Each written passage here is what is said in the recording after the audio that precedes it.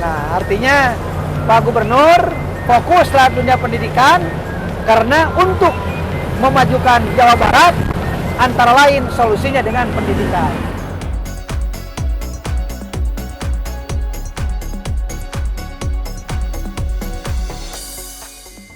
Nah, Bapak kan masih panjang ya, Kang Emil mungkin udah sebentar lagi. Menurut Sama saya dengan Kang Emil. Amin. Menurut Pak UU, apa sih problem di Jawa Barat ini yang mesti disegerakan selain pandemi ini ya Pak ya? Pandemi ini kan menyentuh ke soal ini. Ya, yang menurut saya pertama komunikasi.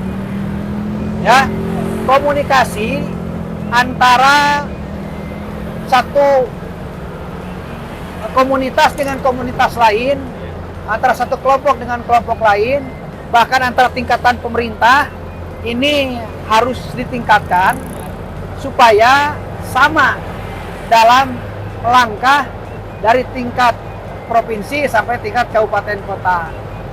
Nah, yang kedua, kelemahannya terkadang gitu kan, karena para bupati dan wali kota terkadang punya visi misi sendiri, ya. Kadang nggak sinkron gitu Pak. Sekalipun pada hakikatnya kita harus sama ya, visi misinya nggak boleh belok kiri provinsi, kabupaten kota belok kanan, tapi harus linier. Tetapi para politisi kan punya ego masing-masing. Nah, itu hal yang wajar, namanya juga manusia sebagai fitrah gitu. Artinya ya komunikasi di antara kita yang memang harus ada peningkatan, termasuk juga komunikasi bukan hanya antara pemerintah, tapi juga masyarakat satu dengan masyarakat yang lainnya. Yang kedua, permasalahan di Jawa Barat ada permasalahan yang sudah menahun, ya, permasalahan yang itu juga dan belum selesai. Misalnya pengangguran, yang kedua kemiskinan, yang ketiga kesehatan, kemudian infrastruktur, kemudian juga masalah pendidikan. Nah, itu merupakan sebuah menjadi fitrah sebuah negara, sebuah daerah, dan bisa saja itu fitrah sebuah manusia. Tetapi menurut kami, ya kalur kanapnya, tapi menurut kami bukan harus hilangnya masalah yang pandemi itu gitu kan. Tapi yang penting seorang pemimpin mampu meminimalisir, mengurangi kemiskinan. Orang miskin itu menjadi sunatullah tidak akan hilang. Kebodohan, orang bodoh tidak akan hilang. Dan juga yang lainnya. Tapi yang penting, hari ini masyarakat Jawa Barat yang miskin 1 juta, maka di bawah kepemimpinan kami dengan Kang Emil bisa jadi menurun. Jadi 900.000, 5.000, 5 tahun jadi 500.000. Begitu juga hal-hal yang lain. Artinya ada progres untuk menurun. Itu yang terpenting dalam sebuah kepemimpinan. Betul. Nah, bicara posisi Pak UU nih sebagai... Nah, satu lagi. Gimana? Yang ketiga, orang Jawa Barat gitu kan ya, kadang-kadang mohon maaf kurang berani menghadapi tantangan. Kurang berani menghadapi tantangan. Memang mungkin sudah fitrah orang Sunda, somea, tidak mau pasea gitu kan, inginnya bersahabat, ramah gitu. Jadi lamun diadu teh pernah ngerengkok orang Sunda mah. Padahal lamun teu diadu mau jadi juara gitu. Tapi menurut saya asal bertandingnya di atas ring, ada panitia, ada wasit, ya kenapa tidak gitu. Nah, kadang-kadang seperti itu adanya yang menurut kami rasakan seperti itu. Mungkin masuk ke peningkatan atau pembinaan SDM-nya ya Pak ya? Ya kalau SDM sih paling terpinter ya, karena memang perguruan tinggi terbanyak kan di Jawa Barat. Perguruan tinggi bergengsi juga di Jawa Barat. Sekalipun yang menikmati banyak luar Jawa Barat. Jawa Barat kadang-kadang termarginalkan. Nah, tadi Pak, untuk mengatasi salah satu itu, yang poin kedua, pengangguran, kemiskinan, Ya, itu kan bisa dituntaskan lewat UMKM. Nah, ya, sejauh ini gimana? ya Pak Gubernur berbagai macam cara. Pertama dengan program OBOB, Satu pesantren, satu produk. Oke. Tuh, pesantren kan ada di kampung-kampung. Jadi itu bisa dijadikan salah satu solusi. Yang kedua, desa wisata. Ya. Desa wisata kan desa namanya di kampung. Nah, Yang ketiga, ada yang dinamakan satu desa satu produk. ya. Kemudian juga ada yang dinamakan gerakan membangun desa Nah, dan juga gerakan untuk peduli terhadap UKM. Kami ini ratusan miliar bantuan untuk UKM Pemprov. Pemprov begitu. Kemudian juga ada yang dinamakan kredit mesra, kredit masyarakat sejahtera, di mana itu kredit tanpa jaminan dan juga tanpa bunga. Nah, hanya diapalis oleh DKM Masjid dengan syarat baca Quran. Dan banyak program-program pemerintah provinsi untuk meningkatkan UKM dan pengangguran. Termasuk juga mengadakan pelatihan-pelatihan di tenaga kerja. Kemudian juga mengundang investor-investor untuk berinvestasi di Jawa Barat. Alhamdulillah, selama kepemimpinan kami 3 tahun berturut-turut, Jawa Barat adalah mendatangkan investor terbanyak dan terbesar di Indonesia ini.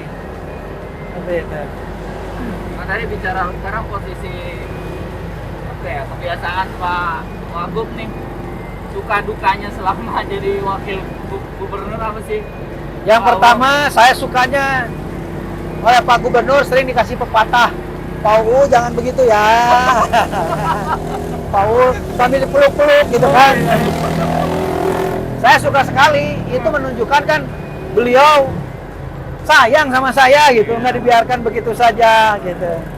Kalau di mobil ngobrol gitu, itu saya suka sekali. Yang kedua, saya suka di saat mengabulkan keinginan masyarakat. Keinginan masyarakat disampaikan kepada saya ngomong ke Pak Gubernur, Pak Gubernur mengiyahkan.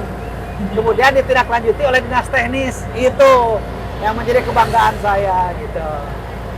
Kemudian juga masih sukanya ya, saya bisa berkomunikasi dengan pejabat-pejabat di tingkat pusat.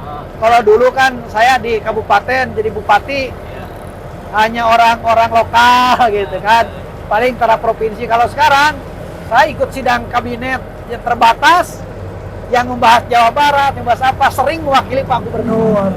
Jadi, oh ini tempat rapat kabinet itu, gitu.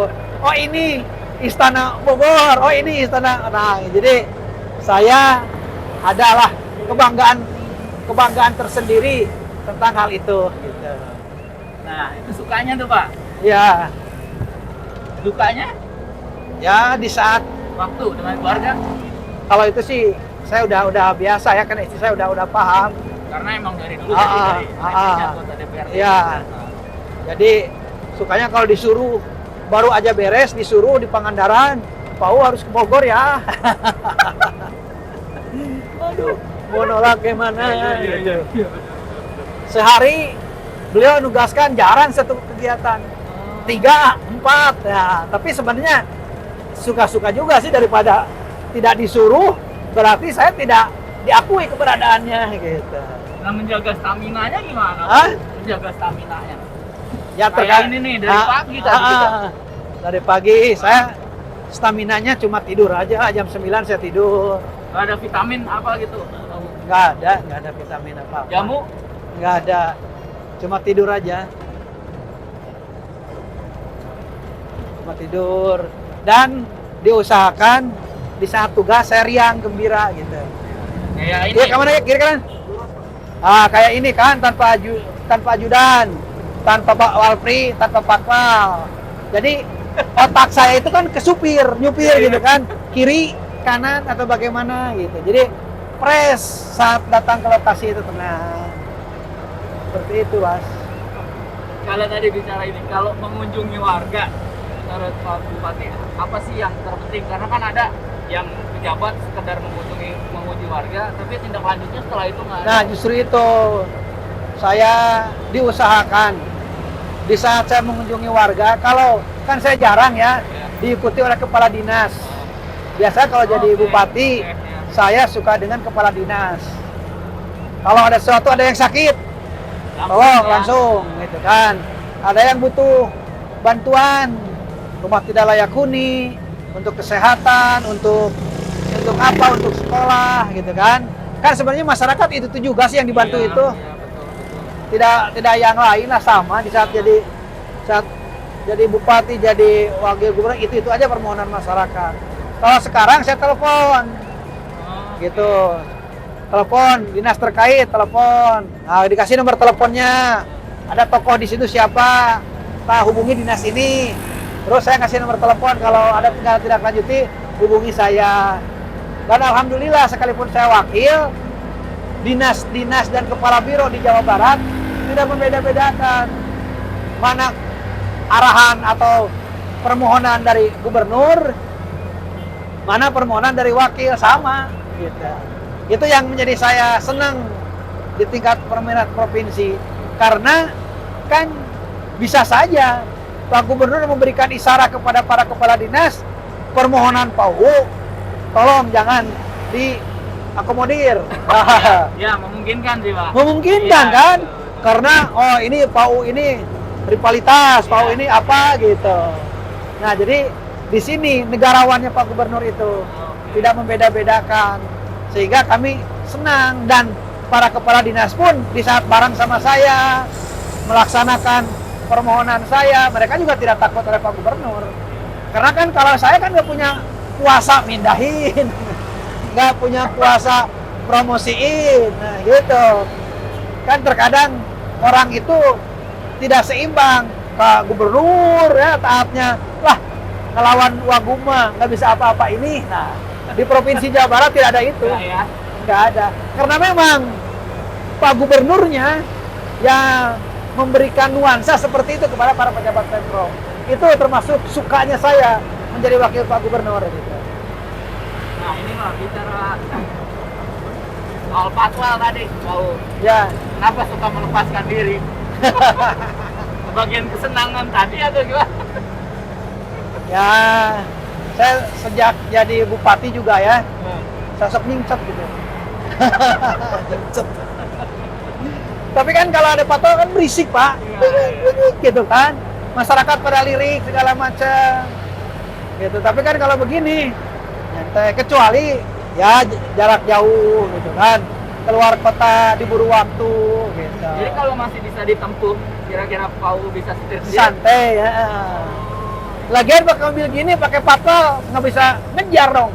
Mau ngerem, mau ngoper juga susah. Nah, karena saya pernah lihat di IG-nya Pau, Ya. itu sampai ngilang naik Vespa, supir bingung. Kalau tahu lo kok di Vespa. Bahkan saya sering ngumpetin Satpol PP ya, patwal Walpri gitu. Di saat lampu merah, Walpri masih di belakang, saya ke kiri, dia cut. Iseng aja. Iya. Jadi harus tanya Walpri, bener nggak Pak suka hilang? Ditanya Walpri. Bener nggak Pak suka hilang? Balik ke mobil nih Bang Udi. Ini restorasi. Yang ini deh kita bicara wheel strip ini. Ya. Restorasi ini ya meskipun apa ya, hobi kan nggak bisa diukur lewat uang gitu. Ya, Ini kira-kira menghabiskan dana. saya ini dulu beli ya, sekitar 20 tahun ke belakang ya, di saat saya menjadi anggota dewan, ketua dewan, saya beli ini. Gitu. Sudah 4 kali. Beli berapa? Aduh, beli nggak bisa ngomong ya. Iya, oke. Ada sepatunya. Ya, sudah 4 kali lah. 4 kali ganti. Ngecat, enggak, ngecat warnanya masih gini-gini juga. Oh, Beda oke. dikit lah. Kemarin warnanya agak cerah. Ya. Kemarin warnanya mengkilap, sekarang dop gitu dan Tapi aslinya memang warna hijau ini ya. warna hijau Kayak begini. hijau gini, Pak, ya? Warna hijau begini. Kemudian wiper ganti, setir asal situ dipindahin ke sini. Kemarin bannya peleknya racing, sekarang ganti lagi standar. Bannya extra grip sekarang, kemarin kan enggak. Sampai 100, Pak. Nggak bisa ngomong lah.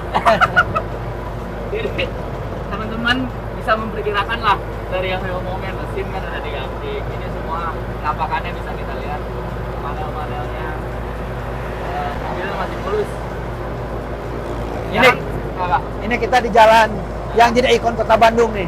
Oh, Jalan apa Pasopati ya? Ah, jembatan Pasopati nih ada ininya deh. Ini ikon Jawa Barat, ikon Bandung ini. Pak, kalau sama anak pesennya gimana sih, Pak? Hah? Kalau sama anak, Bapak memesan Ngaji. Ngaji aja. sama kayak ibu berarti dong, Pak? Ah, harus ngaji. Karena percuma dikasih pepatah terus-terusan kalau tidak punya ilmu nggak bakalan bener. Tapi sekalipun jarang dikasih pepatah, kalau sering ngaji akan dengan sendirinya mereka akan sadar di saat mereka dewasa dan dia punya ilmu. Gitu. Saya tidak mau punya anak diam di rumah, tidak gaul, pegang handphone terus. Handphone seminggu sekali anak saya, cuma hari Jumat saja. Memang diizinkannya Hari Jumat seminggu sekali, udah itu udah ambil.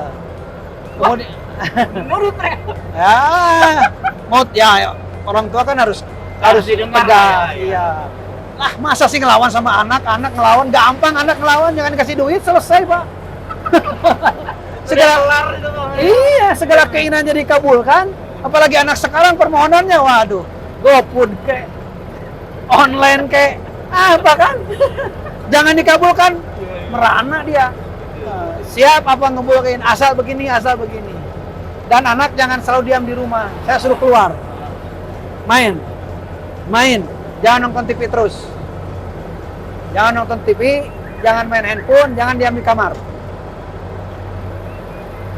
Karena saya pun dulu seperti itu, sekalipun tidak dikasih wejangan. Cuma bapak saya kan dulu membiarkan saya kemana saja, asalkan ngaji.